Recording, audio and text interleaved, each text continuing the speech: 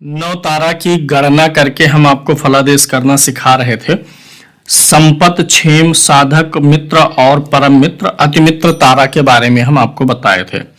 ऐसी कौन सी ताराएं हैं जो आपके लिए खराब हैं? विपत तारा, प्रत्यरि और बध, ये ताराएं खराब होती हैं। तारा मतलब होता है ताराओं से मिलकर बनता है नक्षत्र। तो आज के वीडियो में आप जानेंगे ऐसे कौन से नक्षत्र हैं जो आपके लिए विपत्ति लाएंगे। उस नक्षत्र का स्वामी ग्रह कौन सा है, कुंडली में कहां बैठा है, कैसे अलाइन करना है। उस नक्षत्र और ग्रह से संबंधित कौन सी चीजें हैं जिनसे दूर रह करके, बचाव करके आप अपने दैनिक जीवन में, अपने आर्थिक जीवन में, व्यवसायिक जीवन में, सामाजिक जीवन में हर जगह लाभ उठा सकते हैं। तो यहां पर सीधी सी बात है, सबसे पहले हम आपको आज इन तीन ताराओं के बारे में बताएंगे और बिल्कुल आसान सा कैलकुलेशन है। सबसे पहले आपको यह जानना होगा कि आपका जन्म नक्षत्र कौन सा है। जन्म नक्षत्र का मतलब इतना सा ही है कि आपकी कुंडली में चंद्रमा किस नक्षत्र में है। चंद्रमा जिस नक्षत्र में होगा उसी से कैलकुलेशन होना है। यहाँ पे नक्षत्र के चरण से मतलब नहीं है। अगर आप अपनी कुंडली का परामर्श करवाना चाहते हैं तो यह नंबर है हमारा, इस नंबर पर आप हमसे संपर्क कर सकते हैं, व्हाट्सएप कर सकते हैं या कॉल भी कर सकते हैं। आ जाइए विषय पे आते हैं। तो विषय यह है कि सबसे पहले आपके सामने एक कुंडली अभी आपको दिख रही होगी। इस कुंडली में आप देखिए कि चंद्रमा जो है उत्तरा भाद्रपद नक्षत्र में बैठा हुआ है। ऐसे आपको अपनी कुंडली में देखना है कि चंद्रमा किस नक्षत्र में है। तो इस कुंडली में चंद्रमा कहां बैठा हुआ है, उत्तरा भाद्रपद में। तो आप अपना नक्षत्र लिख लीजिएगा, मैं यहां पर उत्तरा भाद्रपद लिख दे रहा हूं। अब क्या होगा कि उत्तरा भाद्रपद नक्षत्र से काउंट शुरू करेंगे। उत्तरा भाद्रपद नक्षत्र से जो तीसरा, 12वां और 21वां नक्षत्र पड़ता है वह कहलाता है विपत तारा। जो आपका जन्म नक्षत्र है वहां से, जैसे यहां उत्तरा भाद्रपद है, तो जो जन्म नक्षत्र है जब वहां से 5वां, 14वां और 23वां नक्षत्र गिनेंगे तो वो प्रत्यरि तारा में आएगा। प्रत्यरि माने प्रहार करना, नुकसान करना। और जो जन्म नक्षत्र है वहां से 7वां, 16वां और 25वां क्या आता है, वध तारा में आता है, निधि तारा में आता है, निधन तारा में आता है। तो सबसे पहले क्या मिल गया, उत्तरा भाद्रपद। आप अपना जन्म नक्षत्र नोट करिएगा, मैं आपको बताने चल रहा हूं और इसी हिसाब से अभी आपको पता चलेगा। फिर वापस आपको आपकी लगन कुंडली पर ले चल के इन चीजों को समझाएंगे। तो अभी जो कुंडली आपने देखी, जन्म उनका कहां था, उत्तरा भाद्रपद नक्षत्र में। ये उनका जन्म का नक्षत्र है। अब जन्म नक्षत्र ये हो गया। अब आपको विपत तारा जाननी है तो एकदम से आसान है। जिस नक्षत्र में आपका जन्म हुआ होगा वहां से तीसरा, 12वां और 21वां नक्षत्र। तो तीसरा लीजिए, पूरा चार्ट आपके सम्मुख है, इसी पे आप देख लेंगे, नक्षत्र क्रम से लिखे गए हैं। और यहाँ पर आप कुछ गिनतियां और पेड़ पौधों के नाम देख रहे हैं, तो अभी उसको भी मैं समझाऊंगा। तो उत्तरा भाद्रपद से 1, 2, 3 ये तीसरा नक्षत्र पड़ा। तो ये इनके लिए कौन सा नक्षत्र बनेगा, विपत नक्षत्र बनेगा। आगे चलेंगे तो विपत नक्षत्र में 12वां भी आता है, 21वां भी। तो 1, 2, 3, 4, 5, 6, 7, 8, 9, 10, 11, 12, यहां पर 12 आ गया, यानी ये भी विपत है। एक चीज हमेशा जानिएगा, विपत नक्षत्र जब आएगा या कोई भी विपत विपत विपत 3 बार आएगा तो वो वही नक्षत्र होगा। जैसे यहाँ केतु का है तो अगला फिर जब केतु का आएगा तो वही होगा, अगला फिर वही होगा जहां केतु का आएगा। तो केतु का नक्षत्र इनके लिए क्या होता है, विपत तारा हो जाता है। आगे आपको बताया गया है कि 5वां, 14वां और 23वां नक्षत्र क्या होता है, प्रत्यरि। तो इनका जन्म नक्षत्र उत्तरा भाद्रपद में है। यहां से 5वां गिन लीजिए, 1, 2, 3, 4, 5। तो ये 5वां हो गया। ये किस में आ रहा है, प्रत्यरि तारा में आ रहा है। प्रत्यरि तारा का नक्षत्र कौन सा स्वामी बना, सूर्य बना। तो अब जहां जहां सूर्य का आया होगा वो इनके लिए प्रत्यरि बन जाएगा। ऐसे आप भी जान लीजिएगा। अगला सूर्य यहां पर है तो ये क्या हो गया, प्रत्यरि नक्षत्र इनके लिए बन गया। यानी विपत और प्रत्यय के बीच में एक नक्षत्र का अंतर है।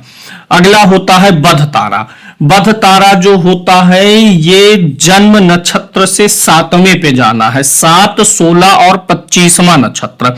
तो 1, 2, 3, 4, 5, 6, 7 का क्या आया है, मंगल आया है। ये किस में आएगा, वध तारा में आएगा। तो अगला मंगल का ऐसे देखते जाएंगे, जहां पर मंगल आएगा वही बन जाएगा इनका वध तारा।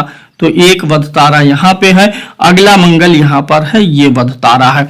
तो ऐसे आप निकाल लीजिएगा पूरा। आपको 3 जो है विपत ताराएं मिलेंगी, 1 विपत, 2 विपत, 3 विपत, ऐसे 3 प्रत्यय मिलेगा, 3 वध मिल जाएगा। ठीक, इसको इस चार्ट को सामने रखते हुए आप सीखते हुए चलेंगे। अब करना क्या है, जो विपत तारा आई थी उसका स्वामी कौन सा ग्रह है, केतु है। तो इनके लिए केतु विपत तारा में स्थित है, यानी केतु की तारा अच्छी नहीं है, नक्षत्र अच्छा नहीं है। दूसरा कौन आया था, सूर्य का नक्षत्र। चाहे ये कृतिका लीजिएगा, चाहे यहां का प्रत्यय लीजिएगा तो सूर्य आएगा, यहां का लेंगे तो सूर्य, यानी इनका सूर्य प्रत्यय तारा में है। और वध तारा में, वध तारा का स्वामी कौन सा ग्रह बन रहा, मंगल बन रहा। ये 3 ग्रह इनके लिए, ये 3 ग्रह और इनके नक्षत्र, इन तीनों ग्रहों के नक्षत्र इनके लिए खराब होंगे।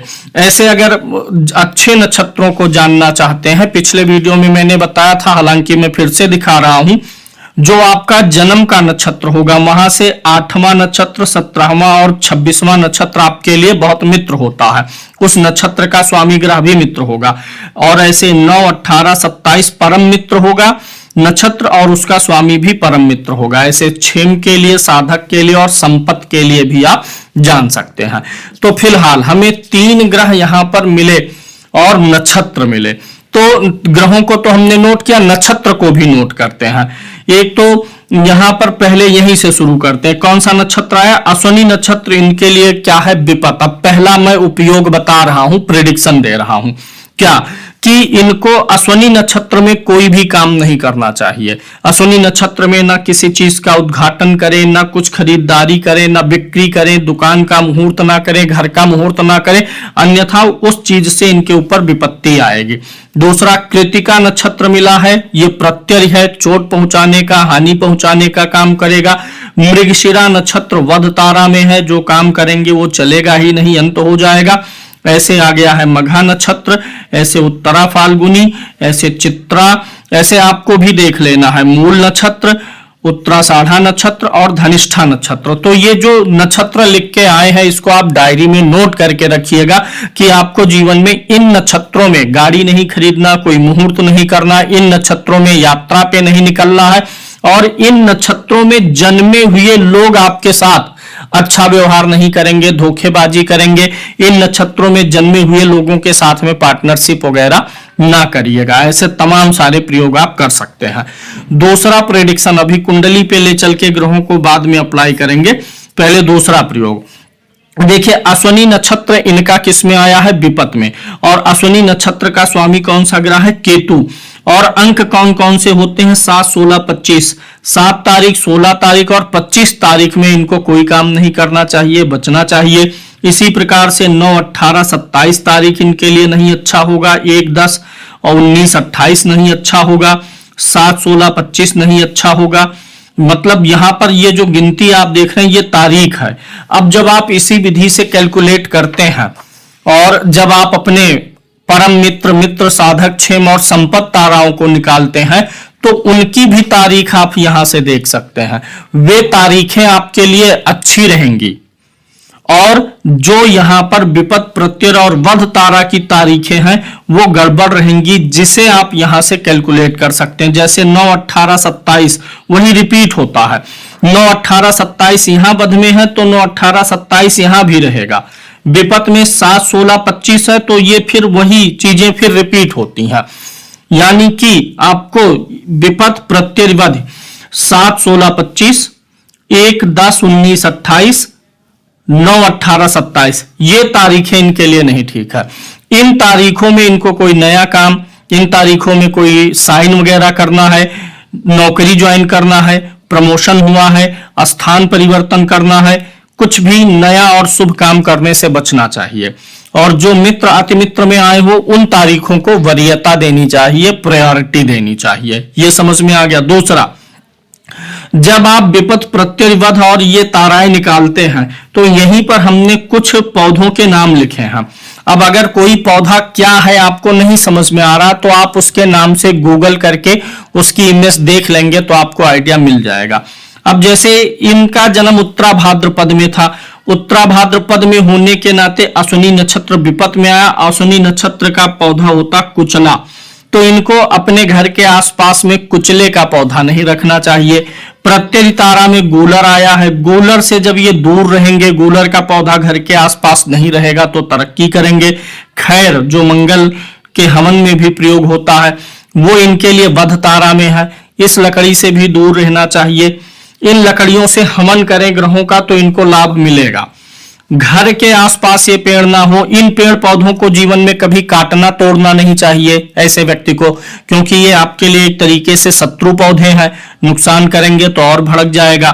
दूर रहना है। इन सारी चीजों से जुड़ा हुआ कोई सीनरी चित्र नहीं रहना चाहिए। जैसे विपत तारा में बरगद है, घर में कोई ऐसी सीनरी ना रखें जिसमें बरगद का पेड़ जैसा बना हो। बरगद के पेड़ के आसपास में कभी प्लॉट ना लीजिए, घर ना लीजिए।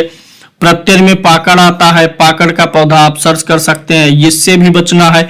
वध तारा में बेल और अर्जुन भी आया है, अगर ये बेल और अर्जुन का पौधा घर पे इनके होगा तो ये वहां पर अक्सर बीमार रहेंगे, डिस्ट्रैक्ट रहेंगे, ये दिक्कत आ जाएगी। ऐसे साल का एक पौधा होता है, ऐसे कटहल होता है, इनको कटहल का पौधा घर पे नहीं लगाना चाहिए, अपने हाथ से नहीं लगाना चाहिए। समी का पौधा, तो ये जो पौधे इनके विपत प्रत्यय वध तारा में आ रहे हैं जो पौधे हैं, इन पौधों से जुड़ी हुई चीजें घर में ना लगाएं, ना उन पौधों से जुड़ा हुआ कोई चित्र लगाएं। अब अगली चीज जो सबसे महत्वपूर्ण है, ग्रह कितने आए हैं? 3। सूर्य मंगल आ गया। सूर्य मंगल का रंग क्या होता है? लाल। तो ये इनके खराब ताराओं के ग्रह के रंग है, लाल रंग से इनको परहेज करना चाहिए। लाल रंग का शर्ट ना पहने, लाल रंग की गाड़ी ना ले, बेडशीट मतलब लाल रंग कम से कम आवश्यक, अति आवश्यक जहां होता है वहीं पर उपयोग करना है। फैशन के तौर पे, शौक के तौर पर लाल चीजें अवॉइड करनी है। साथ ही साथ केतु का रंग होता है मल्टी कलर होता है, मल्टी कलर वाली चीजों से इनको बचना चाहिए। तो कलर कौन सा अच्छा रहेगा उसके लिए आपको पुनः जाना पड़ेगा, इसी चीज पे निकालना पड़ेगा कि परम मित्र, मित्र साधक, क्षेम और संपत में कौन से ग्रह है। उन ग्रहों का जो रंग होता होगा वो इनको सूट कर जाएगा। तो इस प्रकार से यहां पर आपको पता चल रहा है कि कौन से ग्रह और कौन से नक्षत्र, उनसे संबंधित तारीखें, उनसे संबंधित वस्तुएं कौन कौन सी हैं, पेड़ पौधा कौन सा, जहां से दूरी बनानी है। अब कुंडली पे अप्लाई करते हैं तो देखिए इनका जो केतु है, ये कुंडली हो गई, और इस कुंडली में जो केतु महाराज है ये किस तारा में है? विपत तारा में है। यहां पर देखिए केतु का नक्षत्र विपत में आया था, तो केतु के किस में आ गया? विपत तारा में। ऐसे आप अपनी कुंडली में लिख लीजिएगा, फिर अभी समझ में आएगा। सूर्य किस तारा में है? प्रत्यय तारा में है, सूर्य प्रत्यय में है। और अगला जो है मंगल ग्रह है वह किस में है? वध तारा में है। तो ऐसे कुंडली में आपको लिख लेना है। अब देखना क्या है कि देखिए केतु जो है यहां पर विपत तारा में है, तो केतु जब भी इनके लिए गोचर में या दशा अंतर दशा में आएगा तो कोई ना कोई विपत्ति लेकर के आएगा।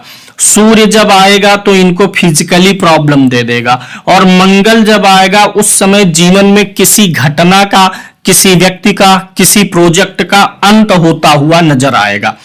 अब यहां पर ये एक बात है कि मंगल वध तारा में आया है, कर्क लगन की कुंडली है, मंगल कुंडली में उच्च का भी है, और कारक ग्रह होता है, परम कारक होता है, तो मंगल वध तारा में आ गया। अगर यही जो मंगल इनका परम कारक है यही मित्र, अति मित्र, साधक, क्षेम तारा में आया होता तो मूंगा स्टोन इनको बहुत सूट करता। बहुत बार आपने देखा होता है कि आप कुंडली के अनुसार स्टोन तो पहन लेते हैं, जैसे इसी कुंडली में इनको मूंगा पहनाया जाए तो लगेगा कि मूंगा, प्रथम दृष्टिया देखने से लगेगा कि मूंगा इनके लिए बहुत अच्छा स्टोन है, क्योंकि मंगल कारक ग्रह है, उच्च का है, परम कारक है, एक केंद्र और एक त्रिकोण का स्वामी है। लेकिन चूंकि मंगल वध तारा में है, अब इनको मूंगा पहनने से कुछ बहुत ज्यादा रिमार्केबल असर देखने को नहीं मिलेगा। कुछ लोगों को आपने कहते सुना होगा फला स्टोन पहने तब से बहुत अच्छा चल रहा है, और कुछ लोग कहते हैं कि नहीं स्टोन पहनने से कुछ नहीं हुआ। यही कारण होता है कि अगर कोई ग्रह आपका कारक है, लगन का मित्र है, और अगर वह ग्रह वध प्रत्यय और विपद तारा में बैठा होगा तो उसका स्टोन पहनने के बाद भी काम नहीं बन पाता है। अगर वही कारक ग्रह आपका जो है वही संपत्ति तारा में हो, क्षेम में हो, साधक में हो, मित्र में हो, अति मित्र में हो, तो उसका स्टोन आपको बहुत तेजी से सूट करता है और रिजल्ट भी देखने को मिलता है। हालांकि यहां पर मंगल जो है कारक ग्रह है, वध तारा में है, मंगल का स्टोन पहनने से हानि भी नहीं होगी लेकिन फायदा भी नहीं मिलेगा। यानी कि अब दो चीजें आपको मिलानी है स्टोन के लिए, कि वह ग्रह आपका कारक भी हो और अच्छी तारा में भी आता हो तो वह स्टोन आपको सूट करेगा, उसके असर दिखेंगे। अन्यथा अगर ग्रह कारक है लेकिन तारा उसकी अच्छी नहीं है, विपद प्रत्यय या वध तारा में है, तो स्टोन काम नहीं कर पाता है। सिर्फ तब काम कर सकता है जब कोई आपको नुकसान देने वाली स्थिति बनेगी शारीरिक रूप से, तब वो आपको शारीरिक परेशानी से बचा लेगा, लेकिन ऑल वेदर वो आपके लिए बेनिफिशियल नहीं हो पाता है। अभी इन ताराओं का बहुत ज्यादा इस्तेमाल है, इन ताराओं का उपयोग दशाओं में भी होता है, इन ताराओं का उपयोग गोचर देखने में भी होता है। लेकिन अब आज के वीडियो में इतनी सारी चीजें कवर करने पर विषय बड़ा हो जाएगा और आपको समझने में परेशानी आ सकती है। इसलिए अब आज जो हमने आपको बताया ताराओं के माध्यम से आपको यह समझ में आ गया है कि किन ग्रहों के रंग से, अच्छा यहां पर जैसे सूर्य आया है प्रत्यय तारा में तो रविवार दिन का भी अवॉइड करें, मंगल आया है वध तारा में तो मंगलवार दिन का भी अवॉइड करें। मतलब इस दिन में कोई नया काम ना करें, कोई नया मुहूर्त ना करें, ट्रैवलिंग से भी बचें। ऐसे केतु का दिन तो वैसे कुछ नहीं होता है, कोई दिन नहीं होता है, लेकिन फिर भी केतु जब इनके लगन पर या राशि पर गोचर करेगा तो उस समय में शनिवार का दिन इनको अवॉइड करना होगा। तो ये आपको समझ में उम्मीद है आ गया होगा कि कौन से दिन आपके लिए नहीं ठीक रहेंगे, तारीखें नहीं ठीक रहेंगी, कौन से फूल और पौधे से आपको दूरी बनानी चाहिए, किस रंग का वस्त्र और वगैरह कपड़ा वगैरह सीनरी वगैरह घर में रखना चाहिए, ये सब आपको समझ में आ गया होगा। अब यहां पर जो है आप इसको फिर से देखिए और इसको मिलाइए अपनी कुंडली से और अपने लिए सही चुनाव करना स्वयं सीखिए। धन्यवाद। जय श्री राम।